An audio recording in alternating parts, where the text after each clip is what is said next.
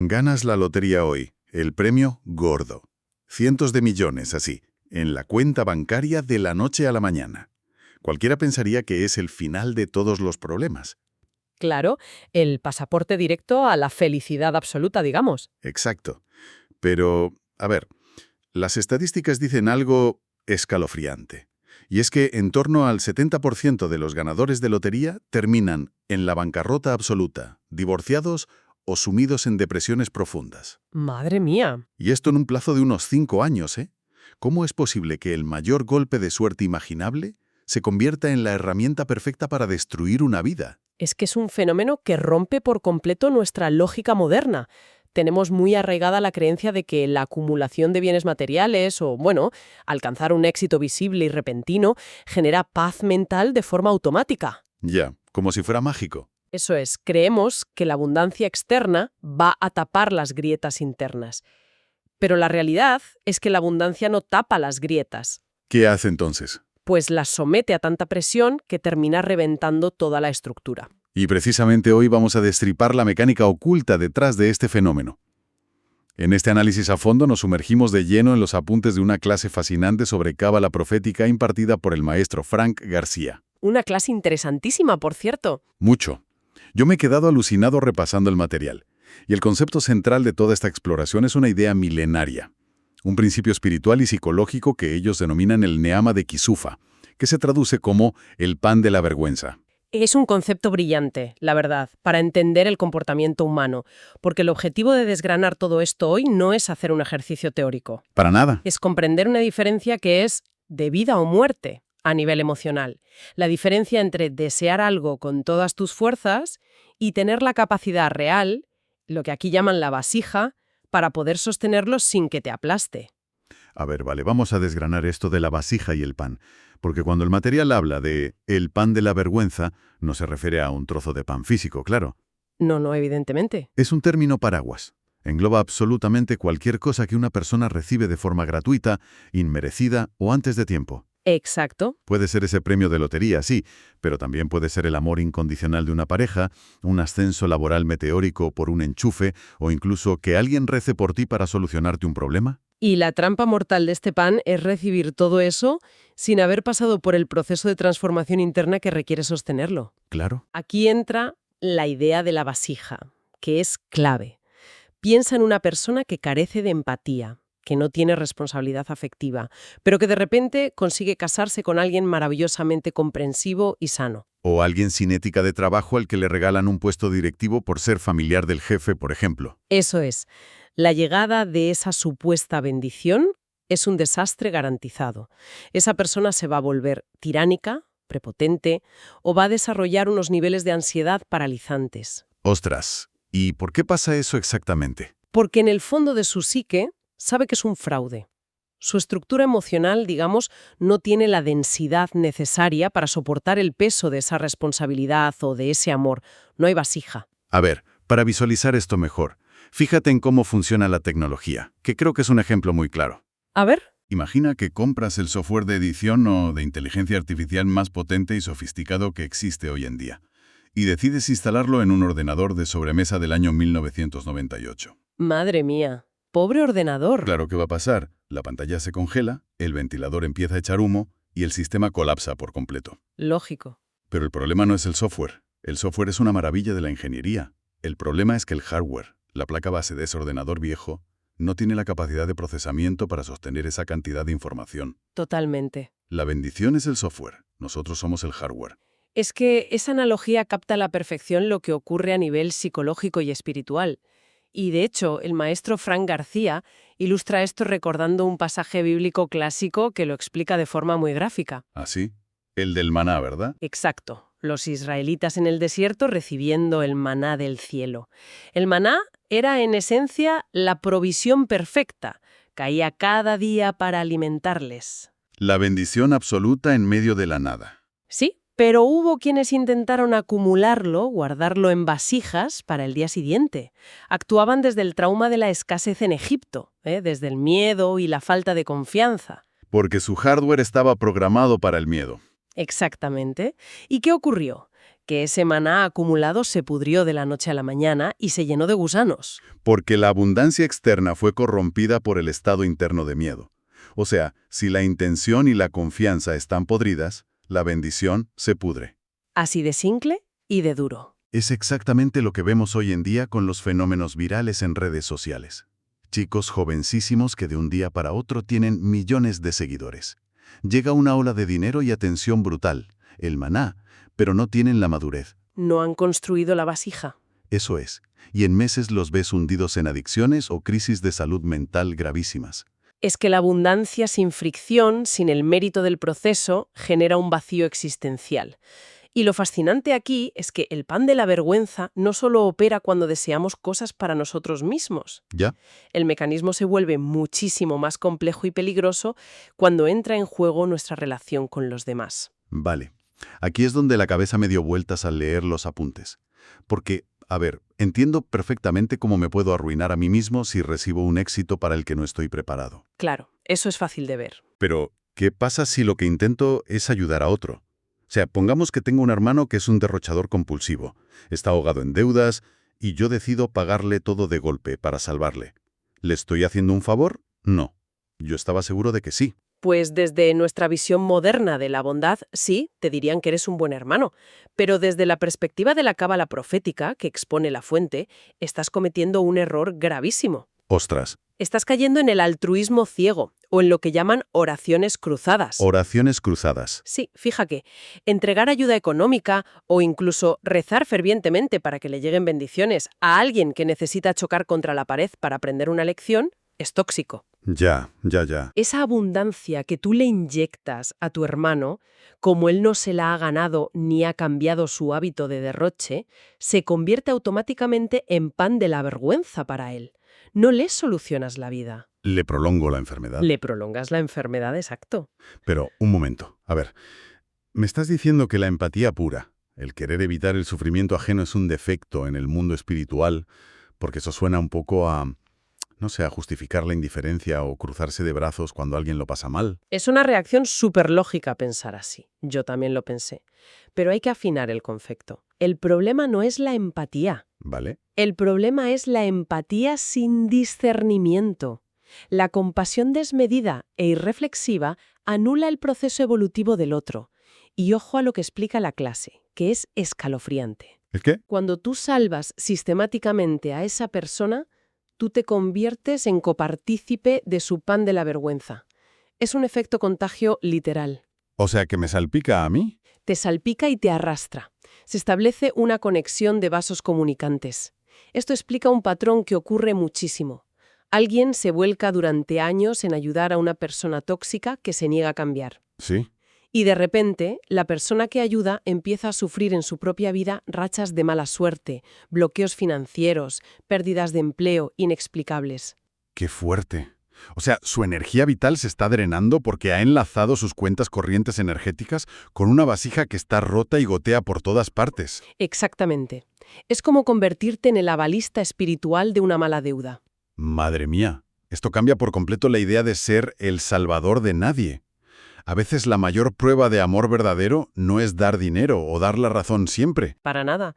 A veces la bendición más grande que le puedes dar a alguien es un no rotundo como una catedral. Un no que obligue a esa persona a mirarse al espejo y enfrentarse a sus propias consecuencias. Así es, porque al evitarle la fricción, le estás robando la oportunidad de desarrollar los músculos emocionales necesarios para madurar. Claro. Y esto nos lleva de cabeza a analizar un perfil psicológico muy concreto y muy oscuro del que advierte el material: los adictos al sufrimiento.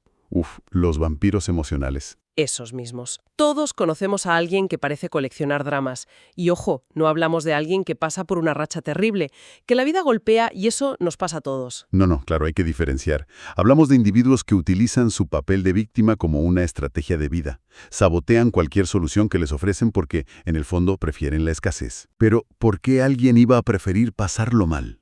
Porque la posición de víctima es extremadamente rentable a corto plazo. Ya.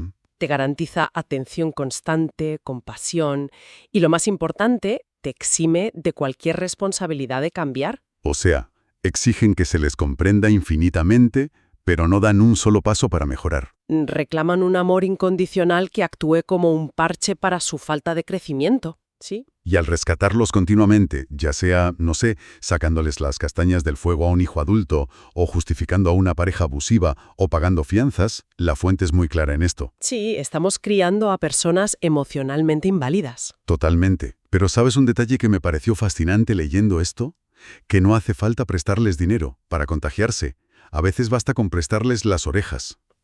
El poder destructivo de la audición. Este punto es buenísimo. Es que el texto advierte utilizando el ejemplo bíblico de Aarón y María cuando murmuraban y conspiraban contra Moisés en la tienda, que sentarse simplemente a escuchar las quejas tóxicas te contamina. Te pudre por dentro, sí. Escuchar los cotilleos venenosos o el victimismo eterno de otra persona convierte tu mente en un cubo de basura. Literalmente dice una frase que se me quedó grabada: cuidado cómo oís, porque aún lo que anheláis os será quitado. Ostras.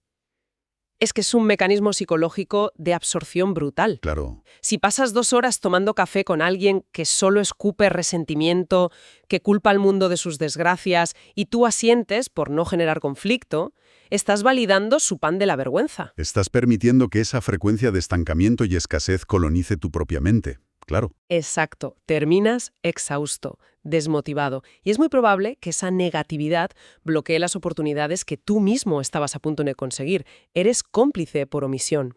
Fíjate que hemos hablado de cómo esto nos destroza en las relaciones hacia afuera, pero me parece vital que giremos el foco hacia adentro. Hacia nosotros mismos. Eso es, porque el autosabotaje a puerta cerrada, en nuestras áreas más íntimas, es donde el pan de la vergüenza opera de la forma más silenciosa y, digamos, más letal. Sí. Empezando por los negocios o el desarrollo profesional, que es un escenario clásico de esto. A ver, pon un ejemplo de esto. Imagina un emprendedor brillante que lleva años luchando y justo en la semana en la que va a firmar el contrato de su vida o va a cerrar una ronda de inversión brutal, empieza a comportarse de forma errática. ¿Vale? Llega tarde a la reunión definitiva, insulta a un socio estratégico por una tontería o toma una decisión financiera totalmente absurda que arruina el trato. Y desde fuera la gente dice, pero qué mala suerte ha tenido. Se le cayó todo en el último segundo, por una casualidad. Ya, pero no es mala suerte. La explicación causal aquí es que el alma, el inconsciente de esa persona, detectó una disonancia insoportable. Sintió que su nivel de identidad interna no merecía ese nivel de éxito externo. Hay un complejo de impostor tan masivo que el éxito les produce vértigo, claro. Como no soportan la idea de prosperar y sentirse indignos, el propio cerebro genera errores torpes para dinamitar la oportunidad y devolver a la persona a la zona de escasez. Porque la escasez, aunque duela, les resulta familiar. Saben cómo manejarla. Es su zona de confort, por muy dolorosa que sea. Madre mía. Y esto no se queda en el dinero, ¿eh? Se mete hasta la cocina, en la intimidad. El análisis profundiza en lo que define como mendicidad sexual y relaciones de pareja. Un tema delicado pero súper real. Usar la sexualidad o las relaciones románticas simplemente para rellenar un vacío existencial inmenso o para buscar validación externa. Es la búsqueda desesperada de un arréglame o un sálvame constante. Exacto. Cuando alguien mendiga afecto por una falta crónica de amor propio, está atrayendo inevitablemente energía caótica. Estás exigiendo que el otro te aporte una estabilidad que tú no has construido por ti mismo. Y ahí la clase trae un ejemplo brutal, que a mí me encantó, la historia de Sansón y Dalila. Sí. Más allá del mito, la lectura psicológica es tremenda. Sansón, que tenía un poder y una fuerza inmensos, decide volcar ese secreto, su vulnerabilidad más absoluta, en Dalila. Ya. Pero Dalila no tenía la vasija, no tenía la estructura moral ni el amor real para honrar esa entrega. Él buscaba conexión desde una debilidad emocional, desde el no saber estar solo. Y ella buscaba extraer poder sin pasar por ningún proceso. El resultado, lógicamente, es la destrucción de ambos. Cuando vuelcas tu energía vital, ya sea tu cuenta bancaria, tu tiempo, tu lealtad emocional o tu sexualidad, en recipientes inmaduros, rotos o que no te corresponden, el caos está garantizado. Totalmente garantizado. Lo que extraemos de todo esto, si miramos la fotografía completa, es que el verdadero éxito en la vida no tiene nada que ver con adquirir más cosas, ganar más influencia o rodearse de más personas. ¿Qué es entonces? El verdadero éxito es expandir tu propia identidad. Tienes que crecer internamente al mismo ritmo o más rápido que las bendiciones que recibes. Para no sentir la necesidad subconsciente de prenderles fuego. Exactamente. Vale, llegados a este punto, la radiografía que hemos hecho es bastante severa. Sí, la verdad es que sí. Hemos visto cómo nos saboteamos a nosotros mismos, cómo saboteamos a los demás queriendo ayudar y cómo nos contaminan los entornos tóxicos. El diagnóstico está claro. Pero la pregunta del millón es, ¿cuál es el tratamiento? ¿Qué hacemos ahora? Eso es. ¿Cómo dejamos de ser ese ordenador de los años 90? ¿Qué hacemos para curarnos de este pan de la vergüenza? Pues mira, el remedio que propone esta sabiduría milenaria es un cambio de enfoque radical y pasa por 3 herramientas. La primera y principal es la sabiduría. Vale. En la Cábala se habla del concepto de Da'at, que engloba conocimiento, entendimiento y discernimiento. El error que cometemos todos es pedir el resultado final. Pedimos el dinero, la casa o la pareja ideal, Vamos directos al premio. directos. Y la solución es dejar de pedir los muebles y empezar a pedir los cimientos. Pedir sabiduría para gestionar el dinero, empatía para sostener una relación o visión para los negocios. Claro, me viene a la cabeza la historia del rey Salomón. A Salomón se le presenta la oportunidad de pedir absolutamente lo que quiera, ¿verdad? Todo lo que quisiera, sí. Podría haber pedido la aniquilación de sus enemigos, oro infinito, salud eterna. Pero pide una sola cosa: sabiduría para gobernar. Y al pedir eso, como efecto secundario, recibe riquezas, paz y honor por añadidura. Porque construyó el hardware definitivo. Claro. Como tenía la vasija más sólida posible, el universo pudo descargar en él todo el software de abundancia sin riesgo a que colapsara. Exacto.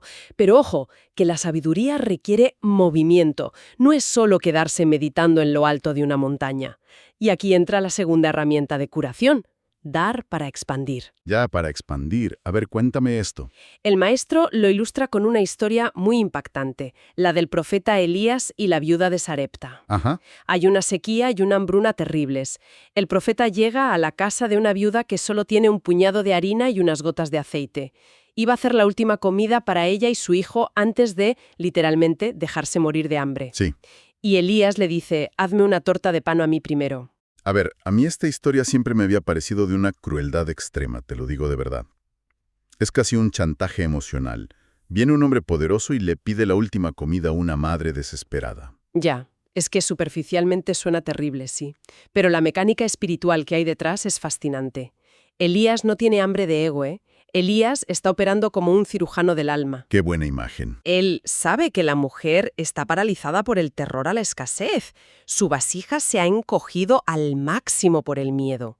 Al pedirle que dé primero lo poco que tiene, la obliga a romper el instinto de retención. Ostras. Le enseña el principio universal de que, si deseas que la abundancia fluya hacia ti, primero debes convertirte en un canal de bendición para otros. Claro, un lago que no deja salir el agua se estanca y se pudre. Se pudre, sí. Un río que fluye siempre recibe agua nueva. Al dar ese paso de fe y soltar el control, la viuda expande su vasija y cuenta la historia que la harina y el aceite no se agotan nunca más. Es contraintuitiva más no poder, pero tiene todo el sentido psicológico. Vencer el miedo soltando en lugar de agarrando más fuerte. Totalmente. Y hay una tercera herramienta que me parece la más difícil de aplicar, de lejos, pero quizá la más liberadora.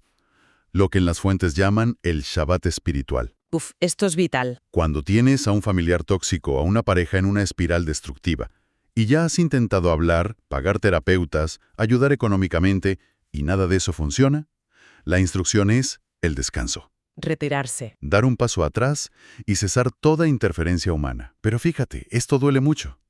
Porque cuando se trata de gente a la que amas profundamente, dar un paso atrás se siente como abandonarlos a su suerte. Se siente como rendirse. Se siente así para el ego que quiere creer que tiene el control de todo y que puede salvar a todos. Pero el Shabbat espiritual no nace del desdén o del abandono. ¿De qué nace entonces? Nace de una confianza profunda en que hay leyes superiores operando. Significa reconocer con humildad que tus intentos ansiosos e histéricos por controlar la situación están de hecho haciendo de colchón para que la otra persona no toque su fondo. O sea, ¿le estoy bloqueando su despertar? Exacto. Retirarse es un acto de higiene espiritual supremo. Dejas de sostener la vasija rota del otro para poder por fin construir y proteger la tuya propia. En definitiva, para no ahogarnos con nuestro propio pan de la vergüenza, no basta con tener buenas intenciones. Hace falta forjar el carácter. Y tanto. Hace falta disciplina, un orden interno implacable y, bueno, desarrollar un discernimiento agudo para saber cuándo ayudar y cuándo apartarse. Y sobre todo, la valentía monumental de poner límites de hierro frente al victimismo, ya sea de los que nos rodean o el nuestro propio cuando nos miramos al espejo. Es cambiar por completo el paradigma, la verdad. Pasar de la queja de ¿por qué no me llega lo que deseo? A la pregunta activa de ¿en qué persona me tengo que convertir para poder sostener lo que deseo? Qué gran frase. Y esto nos deja una reflexión final muy poderosa para quien nos esté escuchando. Absolutamente. Si alguien que escucha este análisis lleva años sintiendo una frustración profunda porque hay una meta que se le resiste sistemáticamente, ¿Qué pasa mucho? muchísimo.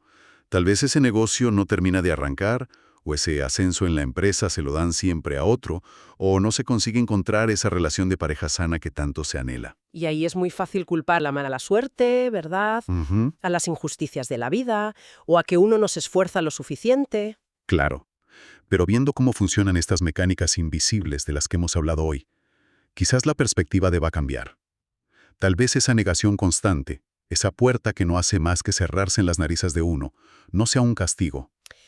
Fíjate qué giro. Quizás sea la protección más grande y sofisticada que el universo está operando a favor de uno. Uno se pregunta, ¿y si no conseguir aquello que tanto se desea en este preciso instante, es lo único que está impidiendo que uno se destruya a sí mismo? Es que es brutal pensarlo así. Es exactamente como el que llora amargamente por no acertar los números de la lotería hoy, sin darse cuenta de que no recibir esa avalancha de dinero es lo único que le está salvando de perder su cordura, su familia y su propia identidad mañana, porque su vasija aún está en construcción. Me pareció una idea increíble para darle un buen par de vueltas. Ahí queda eso para reflexionar.